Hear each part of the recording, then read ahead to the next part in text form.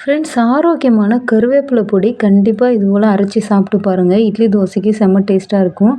3 table spoon உளுந்தம் பருப்பை வறுத்து எடுத்துக்கோங்க. அதே 3 டேபிள் ஸ்பூன் கடலைப்பருப்பையும் நல்லா மிதமான தீயில கருகாத அளவுக்கு வறுத்து எடுத்துக்கோங்க. அடுத்து 1 டீஸ்பூன் சீரகம், 1 டீஸ்பூன் மிளகு, 1 டேபிள் ஸ்பூன் வெள்ளை எள்ளு அல்லது கருப்பு எள்ளு சேர்த்துட்டு ஸ்டவ்வை நல்லா லோ ஃப்ளேமில் வச்சுட்டு எள்ளு பொரிஞ்சு வந்த உடனேவே பிளேட்டுக்கு மாற்றி அதையும் எடுத்துருங்க.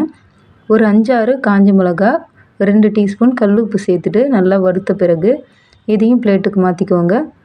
2 கைப்பிடி வேர்க்கடலை எடுத்துக்கோங்க. காய்ந்த வேர்க்கடலையை நல்லா சூடாகிற வரை வறுத்துட்டு தோல் நீக்கி எடுத்து வச்சுக்கோங்க. 1 கைப்பிடி பொட்டுக்கடலையும் வறுத்து எடுத்துக்கோங்க. 3 கைப்பிடி அளவு கருவேப்பிலையை தண்ணியில் சுத்தம் பண்ணிவிட்டு நல்லா உலர்த்தி எடுத்த பிறகு பாருங்கள், இந்த அளவுக்கு சுருங்கி வர வரைக்கும் வறுத்த பிறகு இதை எல்லாத்தையும் ஒரு பிளேட்டுக்கு மாற்றி ஆறின பிறகு ஒரு 1/2 டீஸ்பூன் பெருங்காயத்தூள் சேர்த்துட்டு நல்லா பொடி பண்ணிங்கன்னா கருவேப்பிலை பொடி ரெடி.